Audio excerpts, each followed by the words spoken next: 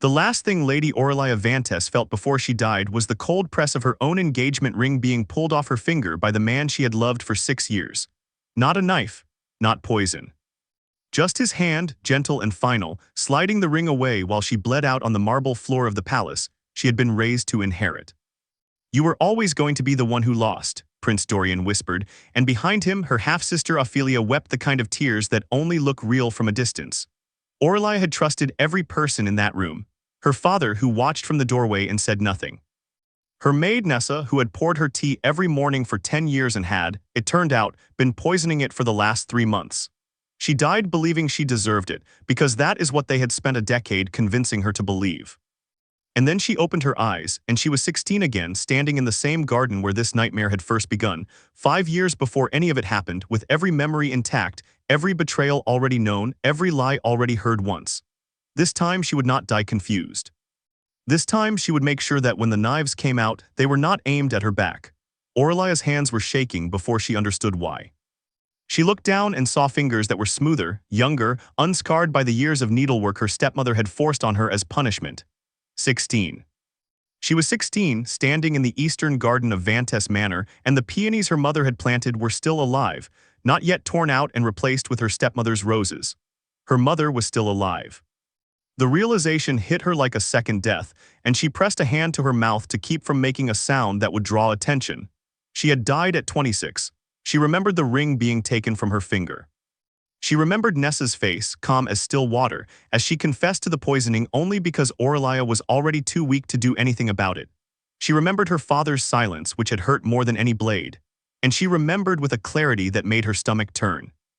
Every single moment in the 10 years between this garden and that palace floor, where she had been given a chance to see the truth, and had chosen instead to believe in people who were only ever pretending to love her. "My lady." A voice came from the garden path, and Aurelia turned to find Nessa standing there, 16 years old herself, new to the household, her face still soft with the kind of innocence Aurelia now knew was a costume. "Your stepmother asked me to bring you in for your embroidery lesson." 10 years ago, Aurelia would have smiled and thanked her. Now she looked at this girl who would spend a decade earning her trust only to spend 3 months quietly ending her life, and felt something in her chest go very cold and very still. "Of course," she said instead, and her voice did not shake. "Tell her I'll be along shortly." She waited until Nessa disappeared back toward the house before she allowed herself to sink onto the garden bench, breathing hard. If this was real, if she had truly been given her life back, then she was not going to spend it walking blindly toward the same execution. She thought of her stepmother, Lady Myrne, who had married her father 2 years after her mother's death, and had spent every year since quietly diminishing Aurelia in ways so small no one else ever noticed them. She thought of Ophelia, 4 years younger, sweet-faced and soft-spoken, who had learned cruelty from her mother the way other children learned their letters. She thought of Prince Dorian, who she would not meet for another year, who would court her with a sincerity so convincing that even now, having watched him take her ring off her dying hand, some small foolish part of her still remembered how his voice used to make her feel safe. Not this time. She stood, smoothed her dress, and walked toward the house with her spine straight. In the hallway she passed a mirror and stopped. Her own face looked back at her, young and unmarked by grief, and behind that face she could feel every year of hard-won knowledge sitting coiled and ready. Lesson 1, she told herself, trust is not given. It is tested and tested again, and even then watched. She had learned that lesson once already at the cost of her life. She would not need to learn it twice. At dinner that evening, her father asked her absently how her lessons had gone, the way he always did, a question asked out of duty, never followed by genuine listening. In her old life, she used to answer at length, desperate for his attention.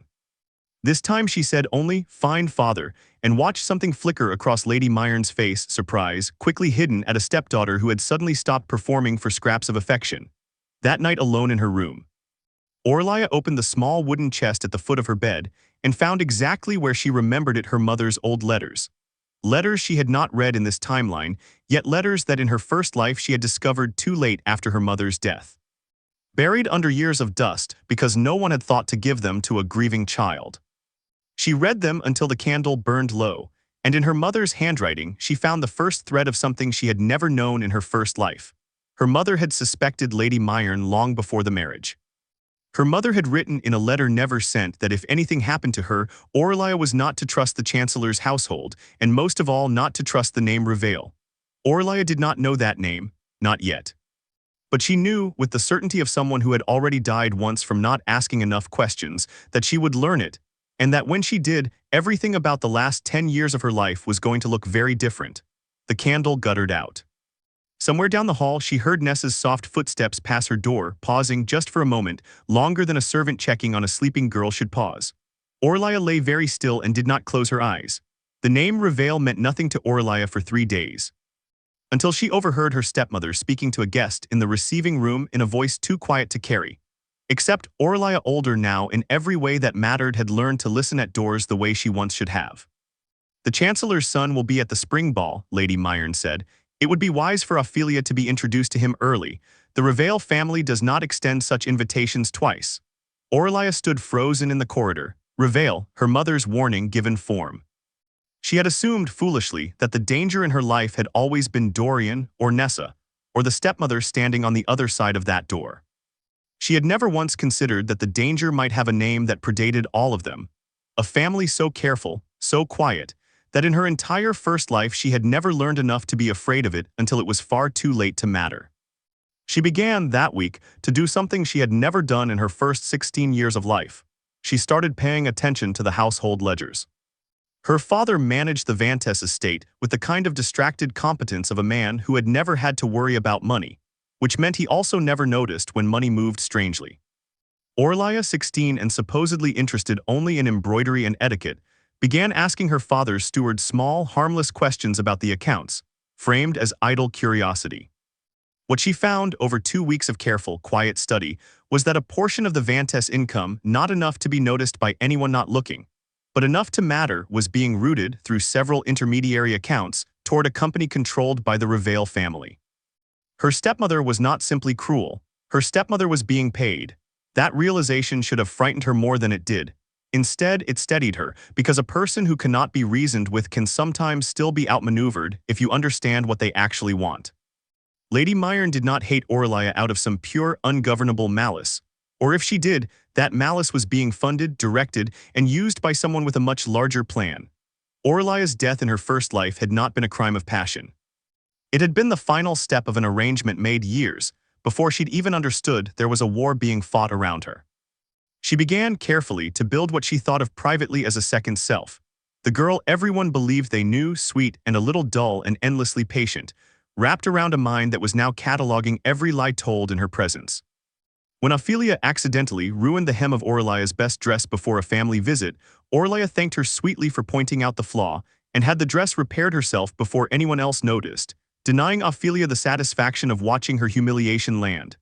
When Nessa brought her tea, Aurelia began, quietly without ever seeming to notice she was doing it, switching cups with the ease of someone rearranging a table, and pouring her own tea from the pot when no one was looking, tipping the poured cup instead into the soil of a windowsill plant that, within a month, had begun to visibly wilt. She said nothing about the plant. She only watched Nessa's face every single day, for the moment the girl noticed her poison wasn't working, and found, with a coldness that surprised even her, that watching Nessa's slow, dawning confusion was the single most satisfying feeling she had experienced since waking up in this second life. But watching was not enough, and Aurelia knew it. In her first life, she had waited for the truth to reveal itself, and it had cost her everything. This time she needed proof, something concrete enough to hand to her father, or to whatever authority in this kingdom still answered to evidence rather than politics. She began in the smallest hours of the night, copying pages from the ledger into a private notebook hidden beneath the loose floorboard under her bed, the same floorboard she remembered with a chill that Nessa had once discovered while cleaning in the version of events that led to her death. She would need to move that notebook. And soon, because in exactly 4 days in her memory of the first timeline was the day Prince Dorian first arrived at Vantess Manor to meet her, the day everything about her life had once begun to feel, briefly, like it might turn out beautifully. She remembered believing that meeting was the beginning of her happiness. She now understood it might have been the moment the trap was set. 4 days. She had 4 days to decide whether to let history repeat itself, or to break it apart before it could ever properly begin. And as she sat in the dark holding her mother's unfinished warning in her hands, she realized she still didn't know which choice was more dangerous. There was another problem she hadn't fully considered until that night. She was not the only person in this house capable of noticing things. Ophelia 4 years younger and raised almost entirely under her mother's careful instruction, had a habit of appearing in doorways at exactly the moment a conversation turned interesting, and Aurelia had spent the last 2 weeks so consumed with ledgers and letters that she had nearly forgotten to watch the one person in the household who had in her first life spent a decade quietly enjoying every small humiliation heaped on her older half-sister. She found Ophelia the next morning in the sitting room, embroidering with the studied patience their governess prized so highly, and sat across from her with a cup of tea she had, out of habit now, already switched with the pot's second cup before anyone could see. "You've been different lately," Ophelia said, not looking up from her needlework in a tone that could have meant anything at all. Mother's noticed it too. "Different how?" Aurelia kept her voice light, curious, the practiced softness she wore like a second skin now. Quieter, sharper. Ophelia glanced up, and for just a moment something flickered across her young face that wasn't quite malice and wasn't quite innocence either. Something more complicated, more uncertain, that Aurelia had never once bothered to look for in her first life because she had already decided. Long before she died that Ophelia was simply her mother's creature and nothing more. "She thinks you're planning something. And what do you think?" Ophelia was quiet for a long moment, her needle stilling in the fabric. "I think," she said carefully, "that you've always been smarter than any of us gave you credit for, and that Mother has always been afraid of what would happen the day you finally noticed it." She looked back down at her embroidery before Aurelia could read anything further in her expression. "I'm not going to tell her anything you haven't already told her yourself, but you should know she's watching more closely than you think." It was not quite an alliance. It was not even quite a warning, not fully. But it was more honesty than Aurelia had received from her half-sister in either version of her life, and she filed it away carefully. Alongside everything else she was learning about how little she had truly understood about the people around her the first time she had lived through all of this. Not because the truth had been hidden so, but because she had never once thought to look past the surface long enough to find it. Prince Dorian arrived at Vantess Manor on a bright autumn morning with an entourage of exactly the right size to seem humble and exactly grand enough to remind everyone he was royalty. Aurelia watched him dismount from his horse from an upstairs window, and for one unguarded second, her body remembered loving him before her mind could stop it. The warmth she used to feel at the sight of that easy smile. The way he used to make even a crowded room feel like it belonged only to the two of them. She hated that her body still remembered that feeling.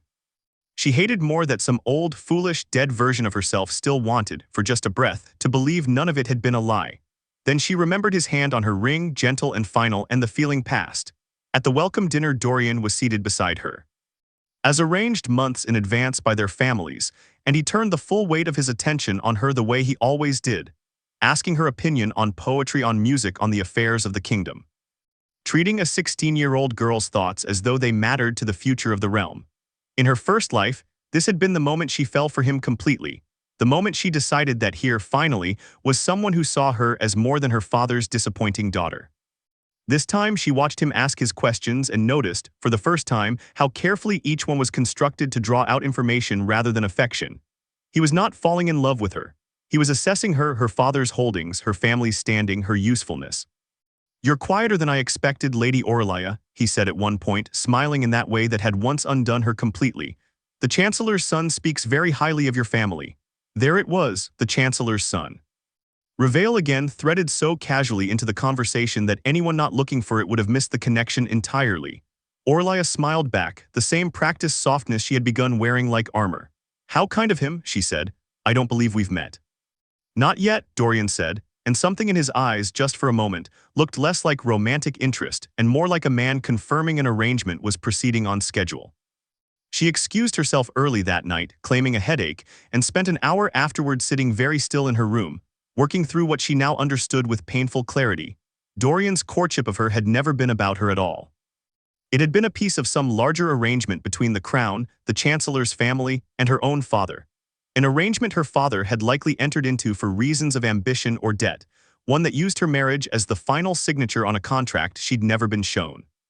She had spent a decade of her first life believing she was loved, when she had only ever been a term in someone else's negotiation.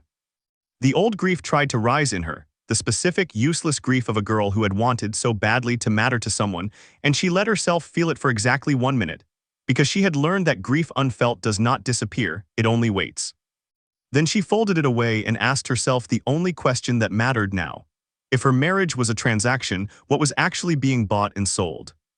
She spent the following week testing Dorian the way she had learned to test everyone else, small, careful probes disguised as a shy girl's harmless questions.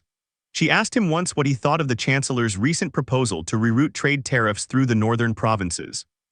A policy she remembered vaguely from her first life as one that had quietly enriched several noble houses, including she now suspected both the Revales and eventually, the crown itself once Dorian took the throne. Dorian answered smoothly, praised the Chancellor's economic wisdom, and never once noticed that the girl asking was testing whether he understood the very policy he would one day depend on to fund his reign. He did not notice because in his mind she was not a person capable of noticing anything at all. That, Aurelia realized, watching him laugh easily with her father over dinner that night, was the single greatest mistake every person in this house had made about her both times she had lived through it. They had built an entire architecture of betrayal around a girl they assumed would never look up long enough to see the walls. She intended to make that assumption cost them everything, but 2 nights later coming back from the library later than she should have. She rounded a corner in the servants' passage and nearly collided with a man she did not recognize, tall, dressed in the deep green of a house livery she'd never seen in Vantess colors slipping out of what she was almost certain was her father's private study. He froze. She froze, and in the half-second before he recovered his composure and offered a smooth, practiced apology about being lost, Aurelia saw, pinned at his collar, a small silver crest she recognized instantly from her mother's letters, a raven circling a broken crown, the mark of House Revale. He was already in her father's study. Whatever this arrangement was, it was not something that would wait for the spring ball to begin. Aurelia did not sleep that night. She lay in bed running through every version of what she had just seen, a Revale man slipping out of her father's private study after midnight, in a house livery meant to disguise him as an ordinary servant. In her first life, she had never known this had happened at all, which meant either it hadn't happened the same way, or it had happened exactly like this every single time, and she had simply never been paying enough attention to notice. She waited 2 days before she risked entering the study herself, choosing an afternoon when her father was out inspecting the northern fields and Lady Myrne was occupied with preparations for the spring ball. She told the household she was fetching a book on her father's request, a small, believable lie that would not survive close questioning but did not need to because no one questioned Aurelia. That she was learning was the peculiar gift of having spent her whole first life being underestimated. No one thought to watch her closely enough to catch her in anything. The study was locked, but she had watched her father's habits for 16 years even in her first life. And some things apparently never changed regardless of which timeline she lived in. The key was still kept beneath the false bottom of the second drawer of the hall table exactly, where she remembered finding it once years too late after his death. She let herself in, heart hammering, and searched quickly, methodically, the way she imagined a soldier might search a battlefield, not for treasure, but for the one piece of information that would tell her which direction the danger was coming from. She found it in a locked drawer she pried open with a hairpin, her hands shaking the entire time. A contract drafted in the dense legal language of the Crown's Chancellery binding the Vantess estate's northern trade rights to House Revale for a period of 20 years. In exchange for the Crown's formal blessing of a marriage between Prince Dorian and Aurelia Vantess. The contract was dated 11 months from now, the exact month, she remembered with a jolt of nausea, that Dorian had proposed to her in her first life, on a night she had once considered the happiest of her existence. There was more. A second document tucked behind the first listed a series of payments, the same payments she had already traced from the household ledger to Lady Myrne, but this document went further, naming a final payment due upon what it euphemistically called the successful conclusion of the succession arrangement. Aurelia read that phrase 4 times before she understood it. It was not describing her wedding. It was describing what would come after she had served her purpose in binding the estate's trade rights to the Crown through marriage, after any child she might have secured the succession, after she became, in the Crown's eyes, no longer necessary. She was reading, in cold legal language, the outline of the plan that would end with her death. She heard footsteps in the corridor and barely had time to shove the drawer closed and slip out of the study. The document's contents burned into her memory even though she'd had no time to copy them before Nessa appeared around the corner with a stack of linens, pausing when she saw Aurelia emerging from the study. "My lady, is something wrong?" "I was looking for a book," Aurelia said, and heard her own voice come out steady, almost bored even as her pulse roared in her ears. Father's study is a mess, I couldn't find it. Nessa's eyes lingered on her for a beat too long. The same beat too long Aurelia now recognized from a dozen small moments she'd once dismissed as nothing. Of course, my lady, Nessa said finally and continued down the hall, but Aurelia noticed with a chill that took a long time to fade that the girl's pace quickened slightly the moment she thought she was out of sight. That night, Aurelia sat with her mother's letters spread across her bed reading them again in light of everything she now knew and found a line she had skimmed past before without understanding. My dearest Aurelia, if you are reading this and I am gone, know that I tried to break the arrangement before it could touch you, and that trying was likely what cost me my life. Do not trust anyone who tells you the contract cannot be undone. Contracts are undone every day by people who understand exactly what they are worth. Her mother had known. Her mother had died trying to stop this exact thing from happening to her, and Aurelia in her first life had never once understood what her mother's death had actually meant. Had spent 10 years believing it was simple grief and simple loss with no larger shape to it at all. She pressed the letter to her chest and let herself cry for the first time since waking into this second chance, not from despair this time, but from something closer to fury, the specific clarifying fury of a person who finally understands the size of what was taken from her and finds underneath the grief the shape of a plan beginning to form. If contracts could be undone, then so could everything built on top of them. She needed allies who had no stake in the arrangement, resources her family didn't control, and time. And she had, if her memory of the original timeline held, exactly 11 months before the wedding proposal that would set this entire machine into motion beyond her ability to stop it. 11 months was not very long, but it was 11 months more than she'd had the first time she died not knowing any of this at all. Aurelia remembered from her first life a name she had dismissed for years as unimportant, Cale Ashgrove. A disgraced knight who had once served the crown before some scandal, never fully explained to her, stripped him of his rank, and sent him into quiet exile on lands adjoining the Vantess estate.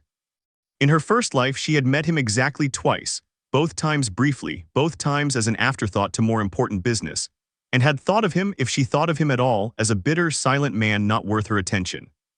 This time she sought him out deliberately, because she remembered one detail about him that had meant nothing to her before and meant everything to her now. Cale Ashgrove had been stripped of his rank for refusing to carry out an order from the Chancellor's office. Whatever that order had been, it had been important enough that refusing it ended a man's entire career and reputation. A man like that, she reasoned, might be the only person in this entire kingdom with both a reason to hate House Reveal and no love left for appearances. Finding an excuse to visit the north wing of the estate, where Ashgrove had been granted a small cottage in exchange for managing the timberlands, took her the better part of a week, and required inventing a reason involving her father's interest in the autumn timber yields that she hoped would hold up if anyone asked. When she finally stood at his door, she found a man perhaps 30 years old, broad-shouldered and scarred along one side of his jaw, who opened the door with the wary stillness of someone who had learned the hard way that visitors rarely meant him well. "Lady Vantess," he said, and his voice carried no warmth at all, only a flat, careful neutrality.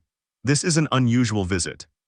I need to ask you about the order you refused," she said, deciding in the moment that subtlety would waste time she didn't have and that a man this guarded would respect directness more than flattery. "The one that ended your career." Something shifted behind his eyes, surprise, quickly hidden, the same reaction she remembered from Lady Myrne in the garden weeks ago, the reaction of people unused to being seen clearly. "That's a dangerous question for a 16-year-old girl to be asking," he said. "I'm aware," Aurelia said. "I'm asking it anyway." He studied her for a long moment, long enough that she made herself hold still and not fidget under it, and finally stepped back from the doorway, an invitation rather than a welcome. Inside, his cottage was sparse but orderly, the home of a man who had learned to need very little. "4 years ago," he said, without further preamble, "I was ordered by the Chancellor's office to escort a merchant convoy carrying goods that were, officially, textiles bound for the northern border garrisons. I inspected the cargo before departure, as was my duty, and found weapons instead, enough to arm a private force well beyond what any noble house should legally maintain. I reported it. I was told to escort the convoy anyway and forget what I'd seen. I refused both." "And the Chancellor's family is House Reveal," Aurelia said. It was not a question. Ashgrove's eyes sharpened. How does a girl who spends her days on embroidery know that name? She could have lied. In her first life she would have. Instead, she found herself, for the first time since waking into this second chance, telling someone the truth, not all of it, not yet, but enough. Because I found a contract in my father's study binding my marriage to Prince Dorian to a trade agreement with House Reveal, and a second document that reads like a plan to have me quietly removed once I'm no longer useful to it. Because my mother tried to stop something like this once and died before she could. And because I think whatever weapons you found 4 years ago and whatever is being built around my marriage now are pieces of the same plan. The silence that followed stretched long enough that Aurelia began to wonder if she had misjudged him entirely, if she had just handed dangerous information to a man with no reason at all to help a Vantess. Then Ashgrove said quietly, "Your mother's name was Aloan." Aurelia's breath caught. "You knew her? I knew of her," he said. "She came to my captain once years before I served under him, asking questions about irregular shipments through the northern trade routes. I only learned this after the fact from a man who is now dead. She was asking the same questions I was asking 4 years before I asked them, and she died not long after." He looked at Aurelia for a long moment, something unreadable moving across his scarred face. "If you're telling me the truth, Lady Vantess, then you are standing exactly where your mother once stood, asking the same questions that got her killed. I would think very carefully about what you intend to do next." "I intend not to die the way she did," Aurelia said. "I intend not to die the way I already did once, either, though I don't expect you to understand what that means yet." Ashgrove did not ask her to explain that last sentence, though something in his expression suggested he had noted it, filed it away, the way a man who had survived a great deal learns to file away things he cannot yet make sense of. "Then you'll need more than a disgraced knight and a locked drawer," he said instead. "You'll need proof the crown itself can't bury, and allies who can carry that proof further than either of us can alone. Will you help me find them?" He was quiet for a long moment, and Aurelia watched him weigh, visibly, the cost of involving himself again in something that had already cost him his rank once. Finally, he said, "I refused an order once because I couldn't live with what carrying it out would have made me. I don't imagine I'll feel any differently about refusing to help you." He paused. "But understand, Lady Vantess, if we do this and it fails, it will very likely cost us both far more than a career." "I know," Aurelia said, and meant it completely, because she had already paid the highest cost failure could demand, and had been given, against every reasonable expectation, a second chance to make sure it did not happen again. "That's exactly why I intend to win." The spring ball arrived faster than Aurelia would have liked. 6 weeks after her first conversation with Ashgrove, 6 weeks, in which they had traded careful coded messages through a groundskeeper Ashgrove, trusted mapping out slowly piece by piece. The shape of the conspiracy neither of them could yet fully see. Aurelia had learned in that time that the weapons Ashgrove discovered 4 years ago had likely been part of a private force House Reveal was quietly building, for what purpose neither of them yet knew. Though Ashgrove suspected it had something to do with the aging king's uncertain health and Reveal's ambitions for whoever eventually sat the throne. Aurelia meanwhile had learned the name of the Chancellor's son she was meant to meet tonight, Silas Reveal, heir to the family, and according to careful rumor. A man as coldly calculating as his father, being groomed for a marriage of his own, to Aurelia, a marriage that would tie both Vantess daughters and both branches of the estate's wealth to the Reveal crown arrangement. The ballroom. When she entered it that evening, in a gown Lady Myrne had chosen specifically to make her look younger and less remarkable than Aurelia beside her, was exactly as she remembered it from a life she had lived once already. Down to the particular arrangement of white lilies along the eastern wall. In her first life, this had been the night she danced with Dorian for the first time in public, the night the entire court had begun to whisper about a royal engagement. She intended this time to use that same night for an entirely different purpose. She found Silas Reveal early in the evening, a tall, composed young man with his father's careful eyes, and engaged him in conversation with the same soft, harmless persona she had perfected over the past 6 weeks, the pretty, quiet Vantess daughter who noticed nothing and threatened no one.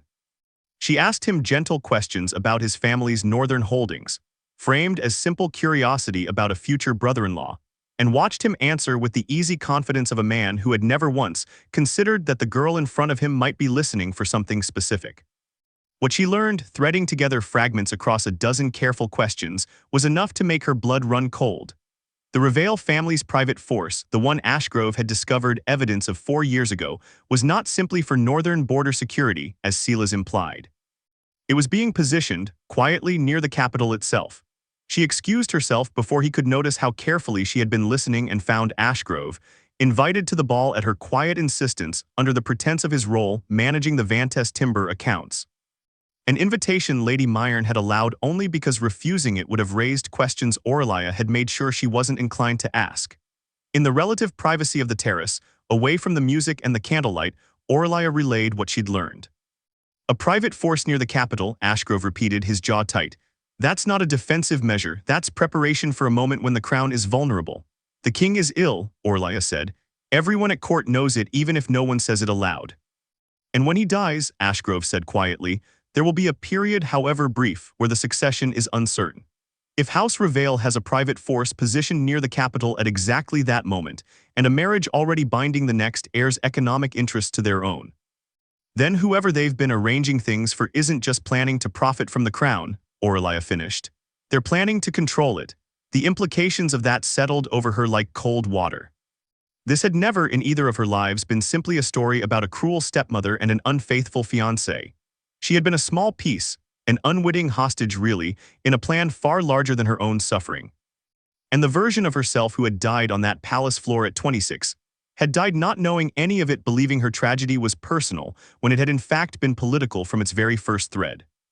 She was about to say as much to Ashgrove when Prince Dorian appeared at the terrace doors, smiling his easy, practiced smile. Lady Aurelia, I was hoping to find you for a dance. His eyes flicked briefly to Ashgrove, something cool and assessing passing behind his charm. Sir Ashgrove. I didn't realize the Vantess timber accounts required such close personal attention.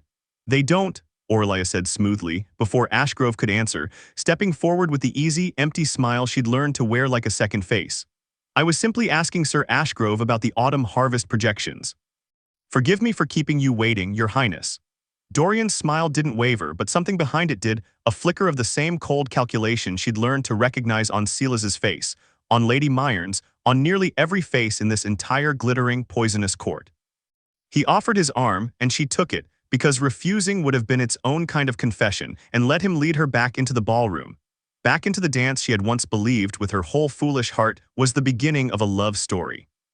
As the music began and Dorian's hand settled at her waist exactly as it had the first time she lived through this night, Aurelia felt something settle in her chest that was not fear at all, but something colder and steadier, the calm of a woman who finally understood the shape of the war she was fighting and who no longer intended to lose it by not knowing where the enemy stood.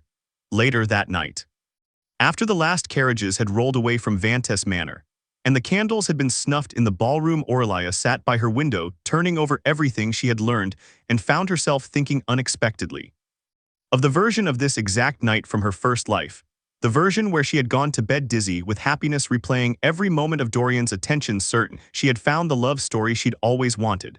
She tried to summon some of that old feeling now, out of curiosity more than longing, and found nothing there at all except a kind of distant, clinical pity for the girl she had been, a girl so starved for someone to choose her that she had mistaken a transaction for a romance, and built an entire decade of loyalty on top of it.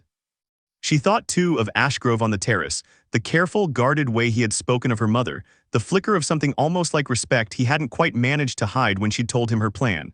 It was a small thing to notice. And she told herself firmly that it did not matter, that there was no room in a war like this one for anything as soft as affection. And yet she noticed it anyway, filed it away the way she filed away everything else now, because she had learned the hard way that the things you refuse to look at directly are often the things that end up costing you the most. But across the ballroom, watching the dance with an expression Aurelia couldn't quite read, Lady Myrne leaned close to Silas Reveal and murmured something that made his composed face tighten just slightly before he glanced, for one brief unmistakable second, directly at Aurelia with the look of a man recalculating a plan he had believed was already settled. 3 days after the ball, the Vantess household steward, an elderly man named Corwin who had served Aurelia's family since before her birth, came to her privately, his hands trembling in a way she had never seen from him in either of her lives. "My lady," he said, his voice low, glancing repeatedly toward the door as though expecting someone to be listening. "I've served this house for 40 years. I loved your mother. I have stayed silent about a great many things because silence was survival, but I can't stay silent any longer, not after what I overheard last night." Aurelia's pulse quickened, but she kept her voice gentle, coaxing, the way she'd learned drew truth out of frightened people faster than urgency ever could. "Tell me, Corwin, whatever it is." He told her in halting, careful sentences that he had overheard Lady Myrne speaking with a messenger from House Reveal the previous night, A conversation about accelerating the timeline. The king's health had worsened. Whatever plan had been meant to unfold over the coming year was being compressed, urgently, into the coming months. And more than that, Corwin had heard Lady Myrne mention, in a tone he described as almost casual, that the girl doesn't need to survive the wedding by more than a season, if that. Hearing it stated so plainly, not inferred from a legal document's careful euphemisms, but spoken aloud by the woman who had raised her for a decade under the appearance of family, landed differently than Aurelia had expected. She had known, intellectually, exactly how her first life ended. Hearing confirmation that her death had been discussed this casually, this far in advance, made something in her chest go very still and very cold. "Why are you telling me this now, Corwin?" she asked quietly, after 40 years of silence. The old man's eyes filled with something like grief. "Because your mother asked me, on the day she died, to watch over you. And I've spent 16 years telling myself that watching meant staying quiet and staying alive so that I could go on watching. I understand now that I was wrong. Watching means nothing if I let it happen anyway." He hesitated. "There's something else, my lady. Your mother left a second set of documents, not the letters you've already found. A ledger of her own, documenting the trade irregularities she discovered before her death, hidden somewhere I was never told, because she said the fewer people who knew, the safer it would be. I believe if it still exists, it may be the proof you need, proof strong enough to bring before the King's Council, not merely evidence for a private grudge. A second ledger. Proof beyond a contract that could be explained away, beyond a payment schedule that could be reframed as ordinary trade." Aurelia felt something like hope, sharp and dangerous, rise in her chest for the first time since she'd woken into this second life. "Do you have any idea where she might have hidden it?" Corwin shook his head slowly. "Only that she trusted very few people in her final months. Sir Ashgrove's former captain was one of them, I believe, though he is long dead now. And there was a woman, a healer in the village, who attended your mother in her final illness. I don't know her name. I was never trusted with names, my lady, only fragments. It was not much. But it was more than she'd had a week ago, and Aurelia had learned, over these past months of careful, patient work, that empires could be built from fragments if you were willing to be patient enough to assemble them. "Thank you, Corwin," she said, and meant it with a depth that surprised her. "You've given me more tonight than you know." "Be careful, my lady," Corwin said, rising slowly, his old joints protesting the movement. "If they're accelerating their timeline, they may also be watching more closely for signs that someone else is doing the same." He was right and Aurelia knew it, but she also understood something Corwin, for all his loyalty, did not yet grasp. She had spent a decade of her first life being watched and finding nothing suspicious in it at all, precisely because no one had ever considered her worth the effort of true suspicion. That blindness, the same blindness that had once cost her everything, was still, for now, her single greatest advantage. As long as they believed her to be exactly what she appeared to be, sweet and quiet and unremarkable, she could keep gathering the pieces of the truth directly under their watching eyes. But an accelerated timeline meant she no longer had the 11 months she'd counted on. Whatever proof existed wherever her mother had hidden it, she would need to find it soon. Because somewhere in this glittering, treacherous court, a woman who had once been her stepmother was already discussing, in a tone reserved for scheduling appointments, precisely how long Aurelia was allowed to live after her wedding day. Finding the village healer took Ashgrove less time than Aurelia had expected. A woman named Marable, elderly now, who had tended the sick and dying of the estate's surrounding village for over 30 years, and who, upon Ashgrove's careful roundabout inquiry, agreed to meet with Lady Vantess's daughter only after Aurelia herself came to the village in plain clothes, without escort, without any of the trappings that might mark her as someone worth reporting to interested parties. Marable's cottage smelled of dried herbs and wood smoke, and the old woman studied Aurelia for a long moment before speaking, the same careful, assessing silence Aurelia had come to recognize in everyone who had reason to fear being overheard. "You have your mother's eyes," Marable said finally. "And I think, finally, her courage. She waited too long to act on what she knew. I hope you haven't inherited that particular trait as well." "I'm trying not to," Aurelia said honestly. "Corwin told me you attended my mother in her final illness. He said she may have left something with you." Marable's expression tightened with old grief. "Your mother did not die of illness, child, whatever the household was told.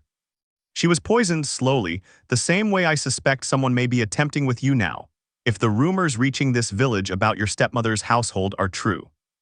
She watched Aurelia's face carefully as she said this, and whatever she saw there, the absence of shock, the grim, knowing stillness of someone who had already lived through exactly this, seemed to satisfy some private test.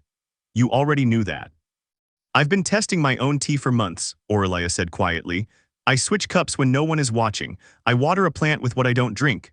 Something that might almost have been approval crossed the old healer's weathered face. Your mother did the same in her final year once she understood what was happening. It bought her time, but not enough. She used that time to write everything down, every irregular shipment, every payment she traced, every name she connected to House Reveal's ambitions, going back nearly 5 years before her death. She gave it to me for safekeeping 3 weeks before she died. And told me to give it to you when you were old enough to use it wisely, and not a moment before, because a child with this knowledge, and no power to act on it, would only be a child in more danger. Marable rose, moved to the hearth, and pried loose a stone Aurelia would never have identified as anything but ordinary masonry, revealing a small cavity behind it containing a leather-bound ledger, worn soft with age but intact. I've waited 10 years to give this to someone, the old woman said, pressing it into Aurelia's hands. I confess I had begun to wonder if I would die still waiting.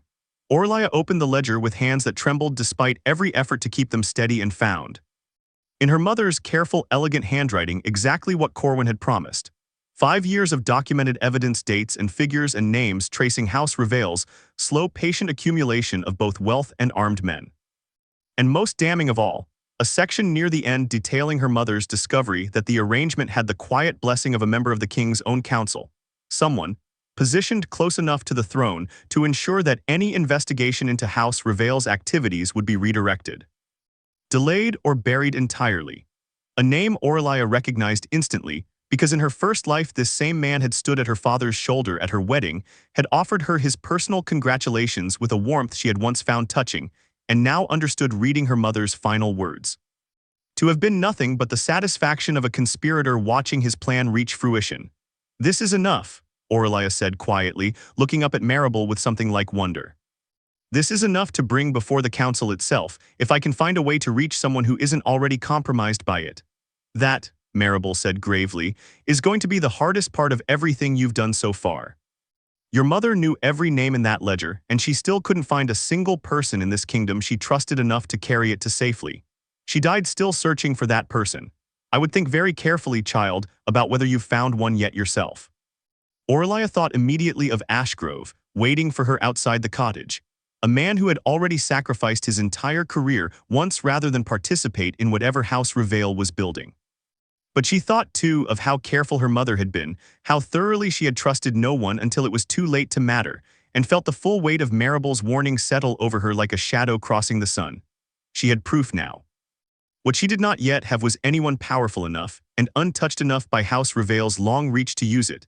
And somewhere in the capital, the accelerated timeline Corwin had warned her about was already counting down toward a wedding that would make her death once again. Simply a matter of scheduling.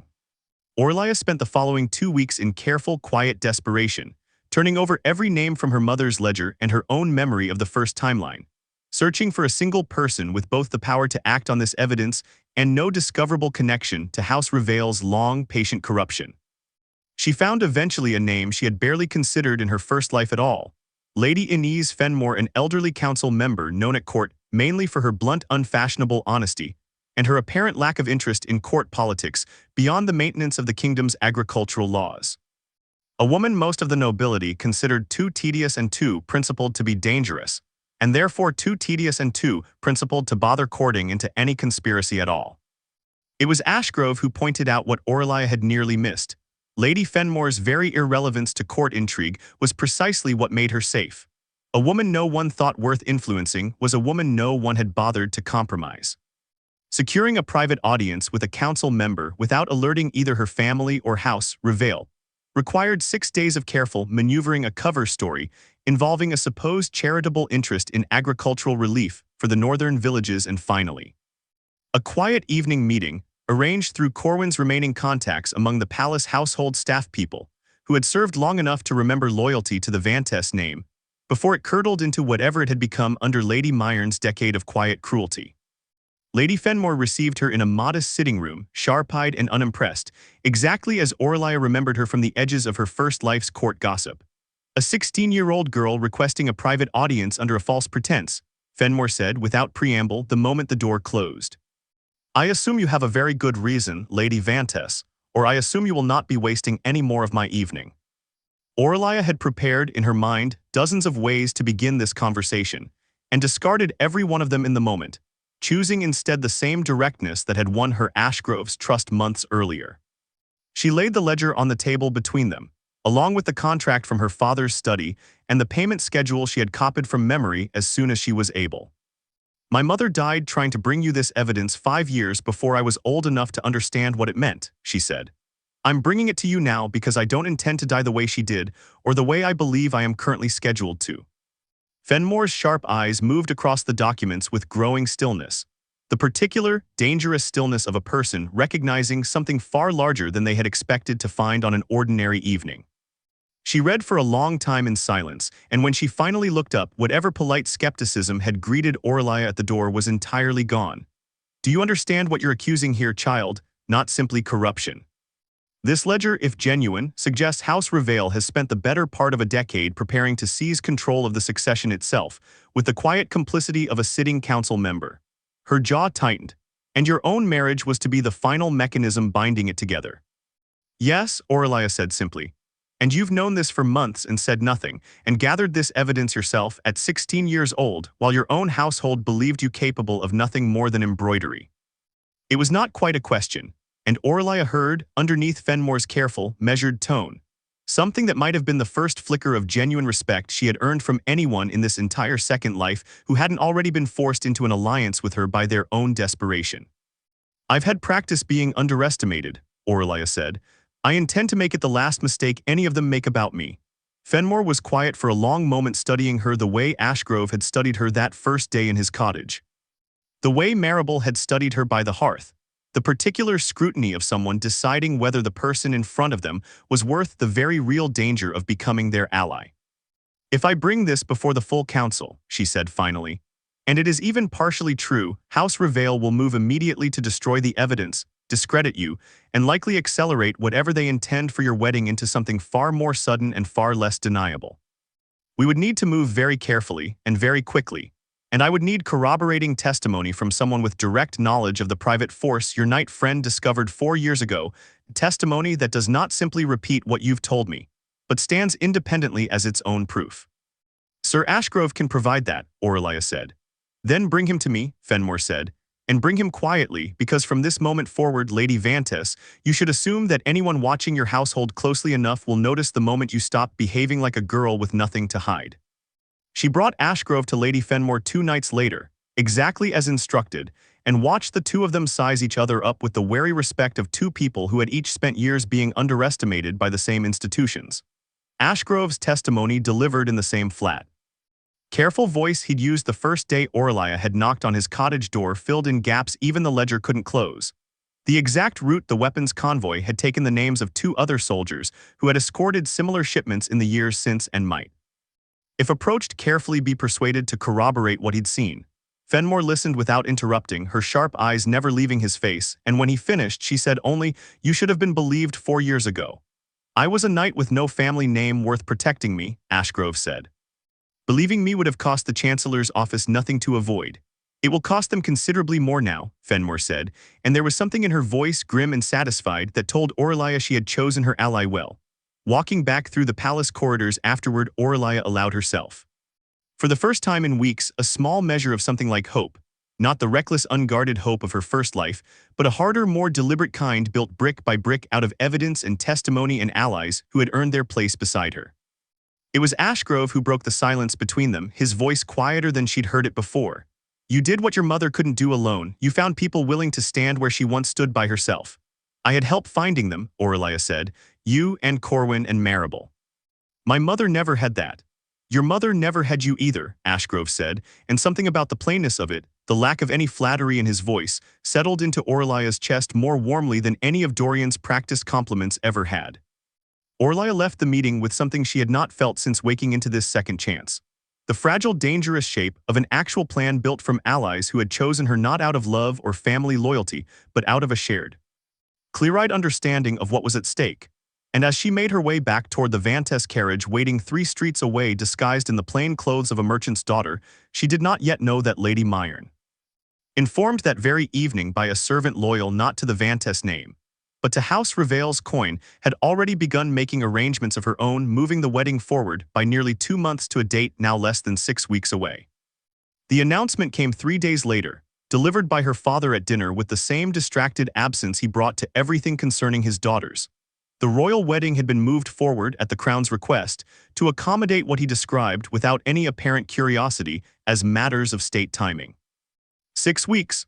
Aurelia sat very still, her mind moving faster than it had in her entire second life, understanding immediately that House Reveal had learned somehow that their carefully constructed arrangement was under threat, and had chosen not to abandon the plan but to race it to completion before anyone could stop it.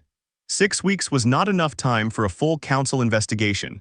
It was, however, exactly enough time for Lady Fenmore to gather 3 other council members she trusted implicitly, old allies from decades of shared unglamorous work on agricultural and trade law, people whose loyalty to the kingdom's actual welfare had never once been tested or bought by House Reveal, because no one had ever thought their support worth purchasing.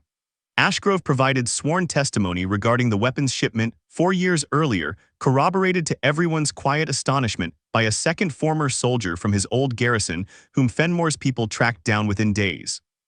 A man who had also refused to speak of what he'd seen until he learned he was not alone in having seen it. The wedding day arrived with the strange, suspended calm Aurelia remembered from her first life, the calm of a bride surrounded by people who believed they had already won.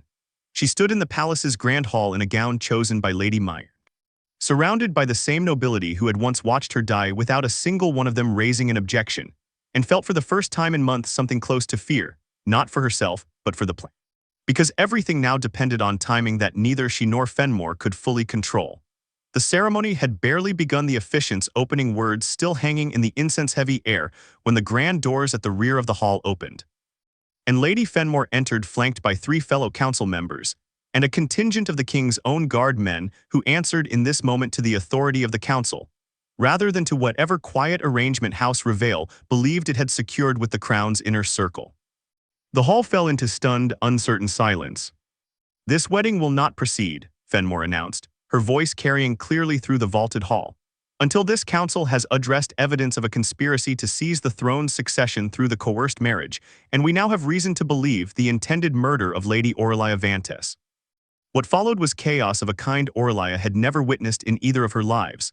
The Chancellor's furious denials, Prince Dorian's carefully composed shock giving way under Fenmore's relentless evidence-backed questioning, to a stammering confusion that revealed to everyone watching. A young man who had never once been in love, only ever obedient to an arrangement he'd been groomed for since boyhood. Lady Meyer's composure cracked entirely when Corwin, standing quietly at the edges of the hall, confirmed under oath what he had overheard weeks earlier, and Silas Reveal, cornered by testimony he could not explain away, made the fatal mistake of naming, in a desperate attempt to shift blame, the council member who had been protecting his family's activities for years. A confession that, once spoken aloud in a room full of witnesses, could never be unsaid or buried again. Aurelia's father, standing frozen through all of it, finally spoke, his voice breaking in a way she had never once heard from him in either lifetime. "I didn't know," he said to her, to the room, to no one at all. "I knew there was an arrangement. I didn't know they meant to." He couldn't finish the sentence. Aurelia looked at him for a long moment, feeling not the desperate hunger for his approval that had defined her entire first life, but something quieter and sadder, the recognition that a father's willful blindness could be its own kind of betrayal, even without cruelty behind it. "You didn't ask," she said simply. "That was the mistake. Not knowing was never an excuse for not looking." In the weeks that followed, House Reveal's holdings were seized pending a full council investigation. Silas was taken into custody, and Lady Meyer, stripped of her position and facing charges of attempted murder, was led from Vantess Manor in a silence far more complete than any punishment Aurelia could have designed herself. Ophelia, it turned out, had known far less than Aurelia once assumed, had been as much a pawn in her mother's ambitions as Aurelia had been in the crown's, and the 2 half-sisters, in the strange, quiet aftermath, found themselves speaking honestly to each other for the first time in either of Aurelia's lives, not as enemies, and not yet as friends, but as 2 girls who had both been used by people who should have protected them. Aurelia found Ashgrove on the terrace of Vantess Manor that evening, the same terrace where they had first spoken of private forces and accelerated timelines, and stood beside him in a silence that felt, for the first time in either of her lives, entirely safe. "You said once that trying to stop something like this cost my mother her life," she said quietly. "I keep thinking about how close it came to costing me mine again." "But it didn't," Ashgrove said, and something in his voice, careful and warm in a way she had never heard from him before, made her turn to look at him properly. "You did what she couldn't. You survived long enough to be believed." Aurelia thought of the ring taken from her dying hand in a life that in this timeline would now never happen, of a decade spent starving for love from people who had only ever seen her as a term in a contract, and understood. Standing on that terrace with a man who had risked everything for a truth, he owed her nothing, that she had finally learned the lesson her first death had tried too late to teach her. That trust offered freely and without proof is not love, it is only a door left open for whoever arrives first. She had learned this second time to close that door until she understood exactly who stood on the other side of it, and in doing so, had built something sturdier than the love she'd once mistaken for safety. She had built a life she chose with people who had earned their place in it, one careful, hard-won truth at a time. "I don't know what comes next," she admitted. "I've never lived this far into a story before." "Then we'll find out together," Ashgrove said. And for the first time since she had opened her eyes in that garden as a girl of 16, with the memories of a woman who had already died once, Aurelia let herself believe that the future ahead of her was actually hers to write. In the months that followed, the kingdom slowly reordered itself around the truth Lady Fenmore's council had forced into the open. Prince Dorian, stripped of any claim to the throne pending a full accounting of what he had known, and when he had known it, disappeared from court life entirely, and Aurelia found she did not think of him nearly as often as she had once feared she might. Her father, chastened in a way that would take years to fully understand, began, slowly and imperfectly, to actually ask his daughters questions and wait for the answers. Ophelia, freed from her mother's ambitions, chose to leave the capital altogether for a quiet estate in the south, and wrote to Aurelia occasionally, careful letters between two sisters still learning what honesty between them might eventually look like. Aurelia herself declined every one of the several new marriage proposals that arrived within weeks of the scandal, each suitor suddenly very interested in a young noblewoman who had, in the span of one dramatic morning, become the most talked-about woman in the kingdom. She was not interested in becoming anyone's next arrangement. She spent that first free autumn instead walking the timber lands of the North Wing, with Ashgrove learning the management of an estate no one had ever trusted her enough to teach her. Asking questions until she understood every ledger and every acre as thoroughly as she had once studied her father's hidden contracts. On a cold evening near the year's end, standing again on the terrace where they had first spoken of weapons and timelines and the particular danger of being believed, Ashgrove said without any of his old careful distance, "I never asked you what you meant that first day about not dying the way you already had." Aurelia considered for a long moment whether to tell him the whole truth, the ring taken from her dying hand, the palace floor, the 10 years of a life spent loving people who had only ever been waiting for her to become unnecessary. She decided finally that a life built on withheld truths was exactly the life she had spent this entire second chance dismantling, piece by careful piece. "I'll tell you," she said, "but it's a longer story than one evening can hold." "I'm not in any hurry," Ashgrove said, and for the first time in either of her lives, Aurelia believed completely that the person standing beside her meant to stay long enough to hear the whole of it. The garden below them was dark and quiet, and somewhere in it, she knew, the peonies her mother had planted were still growing, undisturbed in soil that had never once been dug up to make room for someone else's roses. She had come back to save her own life. She had not expected in the process to build one worth living far beyond mere survival. And yet here she was, 16 years and one lifetime older than her own body, finally, truly, safe enough to simply exist without watching every shadow for the shape of a blade. That, more than any council verdict or seized fortune, felt like the truest ending her mother's unfinished warning could have ever led her toward.